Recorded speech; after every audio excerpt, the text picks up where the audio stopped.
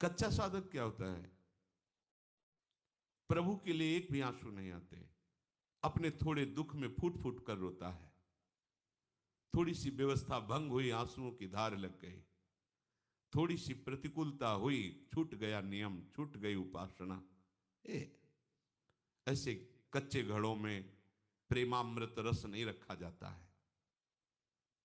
रस रखने वाला बहुत प्रवीण है, वो पहले देख लेता है बजा के कि घड़ा कहीं फूटा तो नहीं है, कच्चा तो नहीं है, क्योंकि अत्यंत दुर्लभ ही प्रेम रस आचार्य और गुरु उसी के हृदय में रखते हैं जो समस्त द्वंद्वों के सहने की सामर्थ्य रखता है। 24 घंटे में जब आप शयन के लिए जाएं तो आप उस समय अपने पूरी जागृत अवस्था की एक एक वृत्ति का चिंतन करें। आज जब से जगे थे और अब शयन करने जा रहे हैं, कौन कौन सी ऐसी वृत्ति आई जो प्रभु से विमुख करने वाली थी? कौन कौन सी ऐसी बात हुई जो प्रभु से विमुख करने वाली थी? कौन कौन सी ऐसी क्रिया हुई जो प्रभु से विमुख? और उसको अपने दिमाग में रखो। कल से नहीं होने पाएगा, ये बात नहीं होगी, ये त्रुटि नहीं होगी, ये क्रिया नहीं होगी। और प्रभु से प्रार्थना करो, नाथ हमें बल प्रदान करो कि जो आज हमारी उपासना में त्रुटि हुई वो कल नहीं होनी चाहिए। अगर पुनः होती है तो फिर हम पश्चाताप करेंगे, फिर हम दृढ़ नियम लेंगे और एक दिन हम इन त्रुटियों पर विजय प्राप्त कर लेंगे।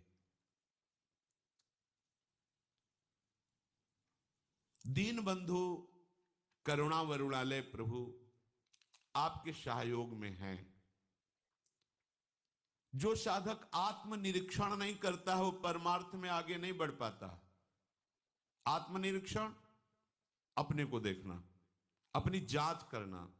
आप स्वयं अपने न्यायाधीश बनिए और अपनी साधना को जांचिए, अपनी उपासना को जांचिए। हमारा कितना भाव गुरु अनुशासन में है और कितना मनमानी है, उसका विभाग कीजिए। मनमानी में कितना हमारा अशुभ है, कितना शुभ है, उसका विभाग कीजिए। उस अशुभ में हम कितना किसमें तल्लीन हैं और फिर उस पर शासन कीजिए। अपने आप को देखते रहना ये उपासना का विशेष अंग है। हमसे क्या त्रुटि हो रही है, हम कहीं प्रमाद में तो नहीं है। यह विषयी पुरुष का लक्षण है। कौन क्या कर रहा है, कहां जा रहा है, यह उपासक का कार्य नहीं है। जो दूसरों को देखते रहते हैं वो उपासक नहीं है, वो विषयी पुरुष है। या जो महापुरुष जगत को नामामृत उपदेशामृत से परम कल्याण की तरफ ले जा रहे हैं, वो देख सकते हैं। अपने को चाहिए कि अपने को देखना है कि हम कहां कहां फंस रहे हैं, कहां कहां आज्ञा उल्लंघन कर रहे हैं, कौन सी बात मन की मान रहे हैं, कौन सी बात गुरु की मान रहे हैं, शास्त्र की मान रहे हैं। साधक को तो अपने निरीक्षण से ही फुर्सत नहीं मिलती। वो दूसरे के विषय में क्या देखेगा, क्या बोलेगा। और जो दूसरे के विषय में देखता है, बोलता है, वो गिर जाता है, परमार्थ के लायक नहीं रहता। ध्यान देना है। जो दूसरे के विषय को देखता रहता और बोलता रहता है वो गिर जाता है, अर्थात तो परमार्थ का साधक नहीं होता। आपको देखना है आप कहीं रुक तो नहीं गए, आपकी कहीं विपरीत दिशा तो नहीं हो गई है। ऐसा तो नहीं है कि आप बाहर से वेशधारी हो, बाहर से आप परम पवित्र देश में रह रहे हो और अंतर से विषय चिंतन कर रहे हो, अंतर से विषयी वस्तु व्यक्ति स्थान का संग कर रहे हो, तो मान लीजिए आप भ्रष्ट हो रहे हैं, आपका मार्ग ठीक नहीं है, आप उपासक नहीं हैं।